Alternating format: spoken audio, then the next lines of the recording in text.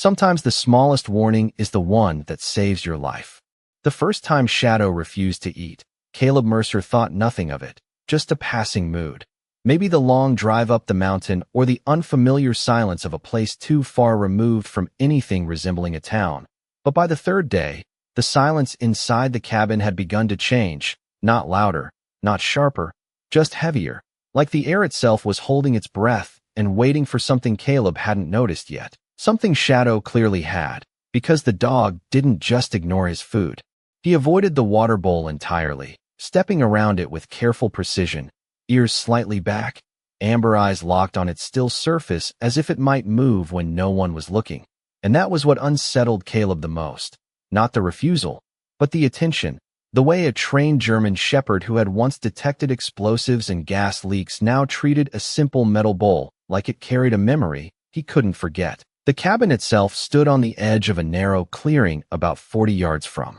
A tree line dense with old pine, its wood weathered to a pale gray.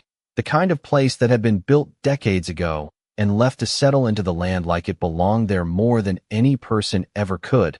Caleb had bought it cheap, barely $300 from a county auction, a forgotten listing tied to land no one seemed eager to claim. And he hadn't asked too many questions. Not after years of drifting from one temporary fix to another. Sometimes a man just needed quiet, even if that quiet came with things he didn't understand yet.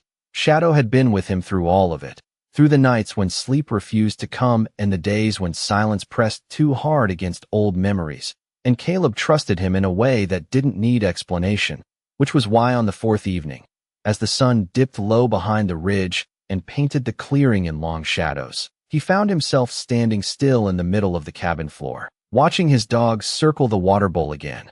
Slower this time, more deliberate, as if tracing something invisible. Caleb crouched, reaching out to touch the bowl, the metal cool under his fingers, the water clear, still, nothing out of place. "You're being stubborn, buddy," he muttered, though the words felt hollow even as he said them, because Shadow didn't react, didn't wag his tail or shift his stance. He just kept watching, and then, quietly, almost too soft to notice, came a faint sound, a subtle ting-ting, like something small brushing against metal from beneath the surface. Caleb froze, his hand still resting on the rim. The sound came again, not loud, not threatening, just precise, rhythmic in a way that didn't belong to coincidence. Shadow's ears shot forward, his body tightening, a low, controlled rumble building in his chest. Not fear, not aggression, but recognition, the kind of sound Caleb had heard before in places far from here, places where the ground itself could hide things waiting to be uncovered. And suddenly the quiet of the cabin no longer felt empty. It felt occupied, as if something unseen had been there long before they arrived. Something patient enough to wait until someone was willing to listen. Caleb slowly lifted the bowl, water trembling slightly as he moved it. And for just a second, he thought he saw it. A ripple that didn't match his motion, a subtle disturbance moving upward instead of settling down. He set the bowl aside, eyes narrowing, breath steady but slower now, because whatever Shadow had been trying to tell him, it wasn't about food, and it wasn't about water. It was about something beneath it. Something deeper, something that hadn't stopped trying to be heard, even after all this time. And as the last light faded from the clearing and the cabin slipped into shadow, Caleb realized that sometimes the past doesn't stay buried. It just waits for the right moment and the right pair of ears to call someone back to it. Caleb did not put the bowl back right away. Instead, he carried it to the small wooden table by the window where the last trace of daylight still lingered, pale and cold against the glass.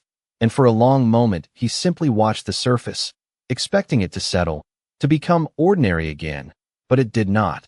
The water held a faint tension, a subtle trembling that did not match the stillness of the room, as if something beneath it continued to move with a purpose too quiet to fully reveal itself. Shadow followed every step, his nails clicking softly against the floorboards, never taking his eyes off the bowl, his body alert but controlled, the discipline of years still present in every movement.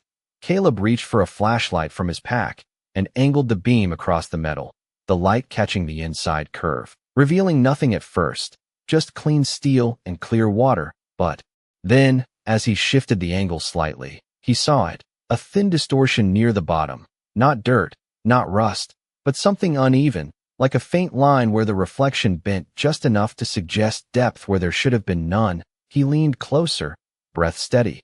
The smell of the water faintly metallic now that he noticed it. Not strong, just enough to linger at the back of his throat. And that was when the sound came again. Softer this time, a delicate tap against the metal from below. Precise and spaced, as if something were signaling rather than striking. Shadow let out a low exhale, not quite a growl, but close enough to carry warning. Caleb straightened slowly, his mind already moving through possibilities. Pipes, pressure, maybe an air pocket somewhere in the line beneath the cabin. But the rhythm felt too consistent, too intentional, and that thought unsettled him more than anything else, because he had learned long ago that the difference between noise and meaning was often just attention. He set the bowl aside and moved toward the sink, turning the handle carefully, letting the water run into the basin, watching its flow, listening for any irregularity. But the stream was steady, clear, ordinary, nothing like what he had just heard. He shut it off and stood there, the silence returning almost immediately, heavier now, more present. Shadow shifted his weight and walked past him, heading toward the back door, pausing only once to glance over his shoulder as if to make sure Caleb was following. And there was something in that look that left no room for doubt.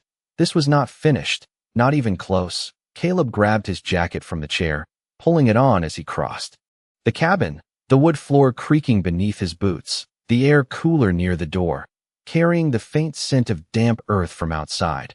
When he stepped into the clearing, the sky had already begun to darken, the last light fading behind the trees, and Shadow moved ahead with quiet certainty, guiding him across the uneven ground toward the far edge of the property where the grass gave way to a patch of bare soil and old stone. The place Caleb had barely noticed when he first arrived. Just another forgotten detail in a landscape full of them. But now it felt different, charged with the same quiet tension that had filled the cabin.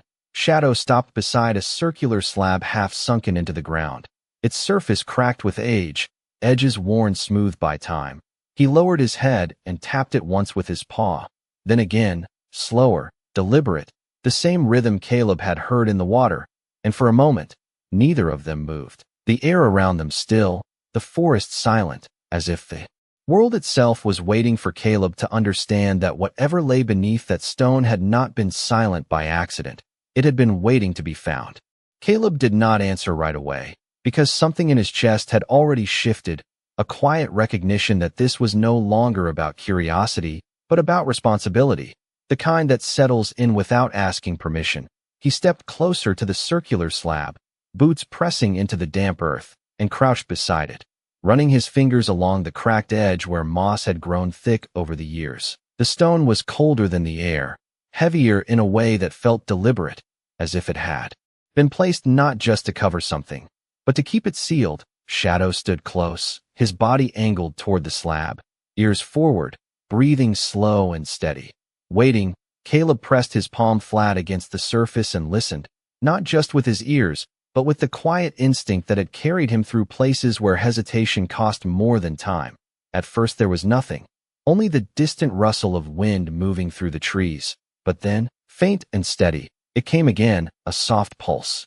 Beneath the stone, measured, patient, like a signal repeating itself for anyone willing to notice. He pulled his hand back and exhaled slowly.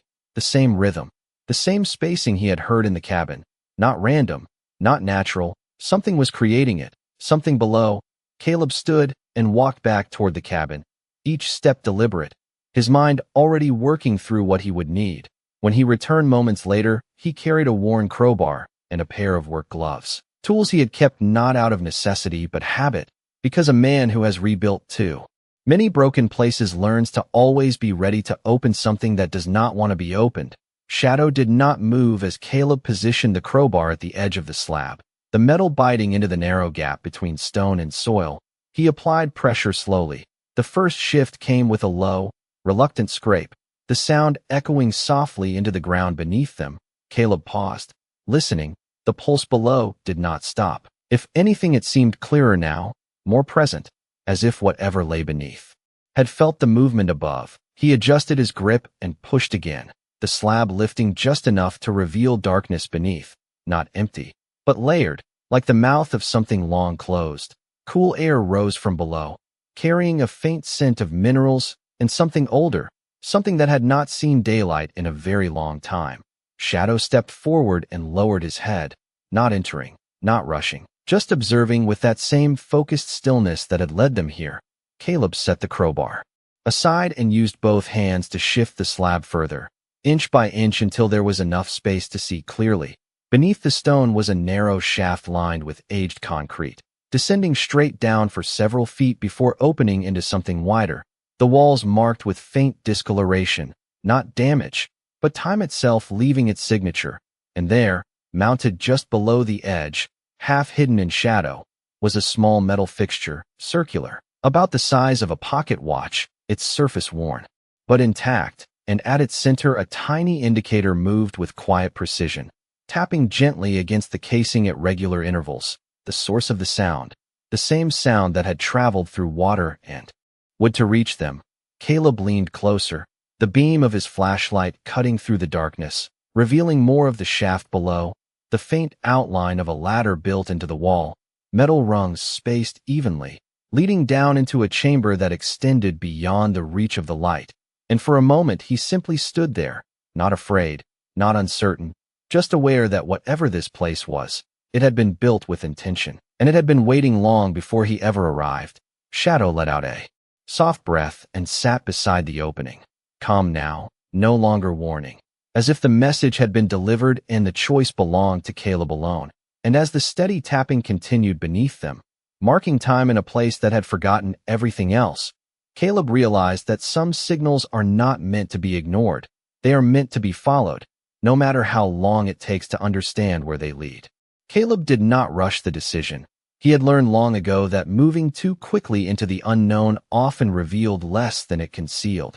So instead he knelt beside the opening, steadying his breath as he studied the narrow shaft once more, the ladder fixed into the wall, descending into darkness that seemed to absorb the light rather than reflect it. The faint tapping continued below, patient and unchanging, like something that had long accepted the rhythm of waiting. He reached into his pack and pulled out a second flashlight along with a coil of rope, habits formed from years of entering unstable places without certainty of what lay ahead. Shadow remained seated at the edge, watching every movement with quiet focus, his ears relaxed now, but still attentive, not warning anymore, just present, as if he understood that the moment of alert had passed, and what remained was choice. Caleb secured the rope around a nearby tree trunk out of instinct more than necessity, then stepped back toward the opening and placed one boot carefully onto the first metal rung, testing its strength. The ladder held firm, cool beneath his weight, aged but intact, built to last longer than whoever had installed it. He glanced once more at Shadow. The dog met his gaze with a calm steadiness that carried no fear, only trust, and that was enough. Caleb began his descent, each step measured, each movement deliberate, the air growing cooler as he moved down, carrying a deeper scent now, not unpleasant, just older, like stone and time, and something faintly mechanical. The beam of his flashlight cut through the darkness, revealing the shaft walls more clearly, smooth concrete reinforced with metal brackets at regular intervals. This had not been an improvised space. It had been constructed with precision. About 10 feet down the shaft opened into a wider chamber. Caleb stepped off the ladder onto solid ground, boots touching a floor coated in a thin layer of dust that had settled undisturbed for years, maybe decades. The space was larger than he expected, roughly the size of a small garage, its ceiling low but reinforced with steel beams that still held their shape. Along one wall sat a series of metal containers stacked neatly, their surfaces dulled with age but structurally sound. On the opposite side, a workbench stretched across the length of the room, scattered with tools that had not been moved in a very long time. Wrenches, measuring devices, a few notebooks stacked carefully as if someone had intended to return, and at the center of it all, mounted on a small pedestal of concrete, was the device, the source of the sound. A compact cylindrical unit connected to a set of wires that disappeared into the floor beneath it, its outer casing worn but functional, and at its front a small mechanical arm moved in a steady cycle, tapping lightly against a metal plate with exact timing. Producing the same faint signal Caleb had heard above, he approached slowly, the light revealing more detail as he drew closer. The device was not random. It bore markings, faded but still visible, numbers and letters etched into the metal, coordinates perhaps, or identification codes from another time. He reached out, but did not touch it yet. Instead, he listened, counting the intervals between each tap, steady, consistent, purposeful, not broken, not failing. Whatever powered it had endured, and that realization carried a weight that settled deeper than the silence around him. Because machines do not continue without reason, they are built to serve a purpose. And this one had not stopped, not for years, not for the passing of seasons above or the quiet abandonment of the cabin that hid it. It had simply continued, waiting for someone to hear it.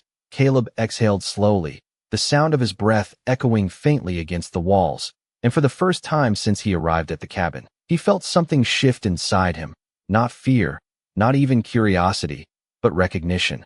The kind that comes when a man realizes he has not stumbled into something by accident, but has been led there, step by step, signal by signal, until the only thing left to do is understand why. Caleb stood still for a long moment, letting the steady rhythm of the device settle into his awareness. Each tap landing with quiet certainty, as if marking time in a place where time itself had been forgotten. He finally reached out and placed his gloved hand gently against the outer casing, not to stop it, not to interfere, but simply to feel. The metal was cool and carried a faint vibration, subtle but alive, like a pulse that had never fully faded. And that was when he noticed something he had missed before, a thin wire extending from the base of the unit, running along the floor before disappearing beneath a metal plate bolted into the concrete. He followed it with the beam of his flashlight, tracing its path carefully. The wire was intact, not frayed, not broken, which meant the system still had a source of power, somewhere deeper, somewhere hidden even within this already hidden space. Caleb shifted his focus to the workbench, moving slowly across the room, boots stirring a faint layer of dust that had not been disturbed in years. The notebooks caught his attention first, their covers worn but preserved, stacked with a care that suggested intention rather than abandonment. He picked one up and opened it gently. The pages inside filled with precise handwriting, measurements, sketches, and notes written in a steady, disciplined style, the kind that belonged to someone who trusted structure more than memory. As he flipped through the pages, patterns began to form. References to water, flow, pressure readings, underground channels, and coordinates that matched the surrounding land. This was not just a shelter, it was a monitoring station, designed to track something beneath the surface, something connected to the water source that fed the cabin above. Caleb paused, glancing back toward the device as the realization settled deeper. The water bowl, the metallic taste, the subtle movement. It was not random. It was connected. Everything was connected. He set the notebook down and moved toward the row of metal containers along the wall, their lids secured with simple latches that had long since lost their tension. He opened the nearest one carefully, expecting tools or supplies, but instead he found sealed envelopes and folders, each labeled with dates that stretched back decades, some older than the cabin itself. Inside were documents, official by their formatting, though time had softened their edges, reports detailing land ownership, mineral rights, and something more unusual, references to a protected site, classified under a designation that had been marked inactive but never closed. Caleb felt a quiet weight settle in his chest, the kind that came not from fear but from understanding. This place had not been forgotten. It had been left behind on purpose, preserved in silence until someone would find it again. He closed the container and stepped back, turning once more toward the device at the center of the room.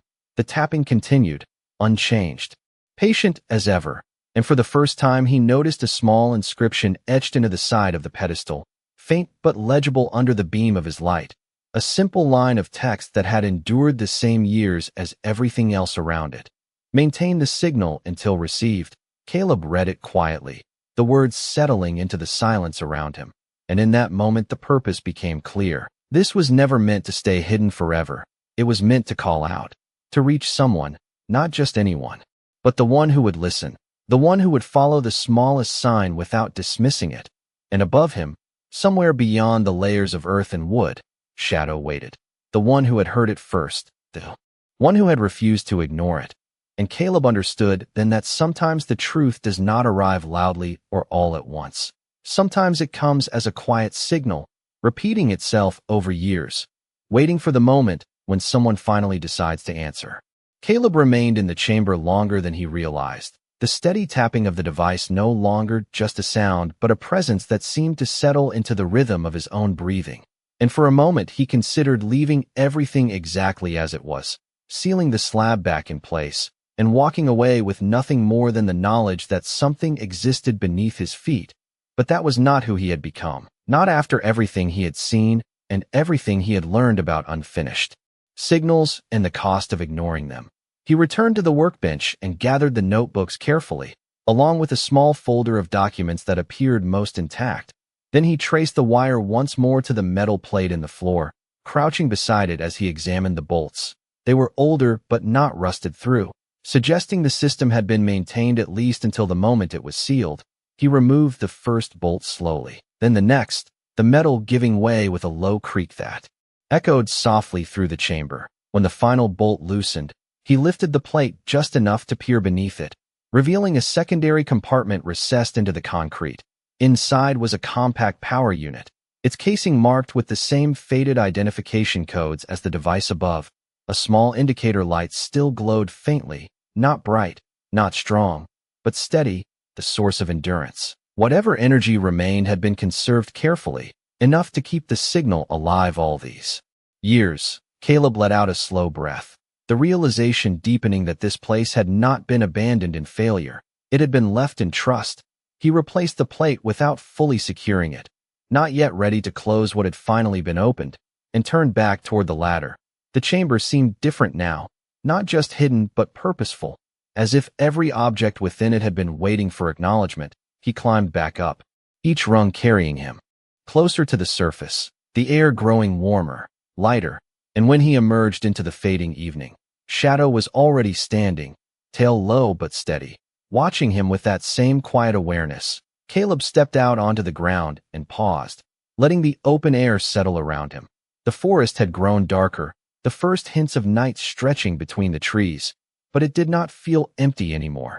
It felt connected, as if the space above and the space below were now part of the same story. He walked back toward the cabin with Shadow at his side, the bowl still sitting where he had left it, untouched, the water inside now completely still, as if whatever disturbance had been there had shifted elsewhere.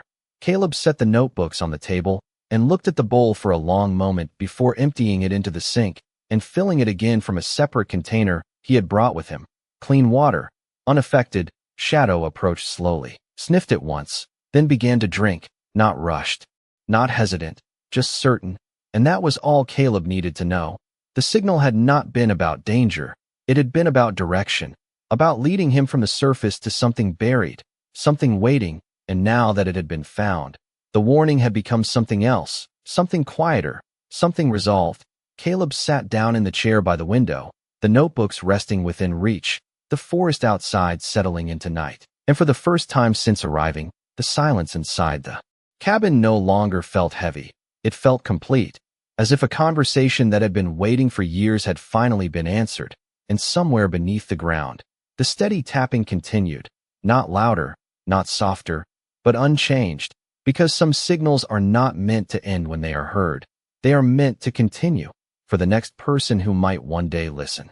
Caleb did not sleep much that night, not because of fear, but because the kind of quiet he had stepped into demanded attention. The notebooks lay open across the table, pages filled with careful handwriting that seemed less like notes and more like a conversation carried across time. He read slowly, tracing each line with the same patience he had once used to follow maps drawn in uncertain terrain. The entry spoke of underground water channels running deeper than any public record showed, natural reservoirs hidden beneath layers of stone, stable, clean, and protected from surface contamination, the kind of water source that could outlast drought, outlast neglect, even outlast the people who first discovered it. And woven between the technical details were personal notes, brief but telling, references to a man named Harold Bennett, an engineer assigned decades ago to monitor the site, not for extraction, but for preservation. Someone had decided long before Caleb arrived that this place mattered, that it needed to be protected quietly, without drawing attention.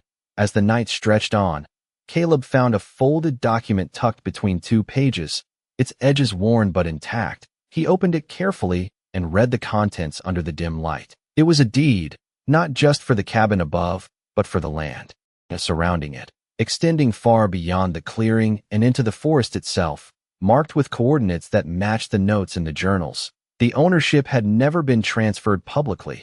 Instead, it had been held in trust, waiting for a condition to be met. The language was simple but precise. To the one who maintains the signal and safeguards the source. Caleb leaned back in his chair, the weight of those words settling into something deeper than surprise. He had not come here by accident, not in the way he once believed. The cabin had been listed. Yes, the purchase had been simple, but the path that led him to notice it, to choose it, to arrive here with nothing but a dog and a need for quiet, that part felt different now, more deliberate.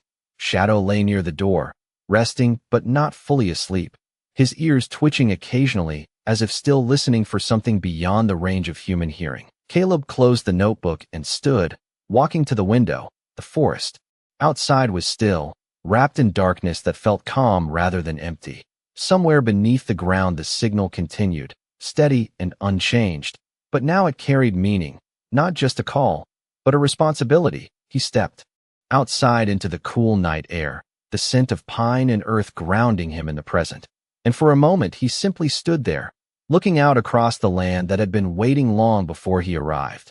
Land that held something rare, something worth protecting, not for profit, not for recognition, but because some things are meant to remain intact, preserved for reasons that do not always need to be explained. Shadow rose and came to stand beside him, pressing lightly against his leg, a quiet gesture that needed no interpretation.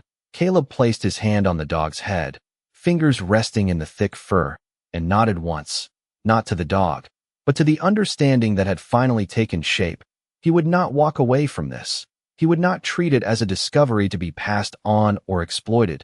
He would do what the man before him had done, what the signal had asked for all along. He would maintain it, safeguard it, and listen when it spoke, because sometimes the greatest things a person can find are not meant to be taken. They are meant to be kept safe, quietly, faithfully, until the world is ready to understand why they were hidden in the first place. Morning arrived slowly, not with sound but with light, pale gold filtering through the tall pines and slipping across the cabin floor as if it had been waiting for permission to enter. Caleb was already awake, seated at the table with the notebooks spread before him.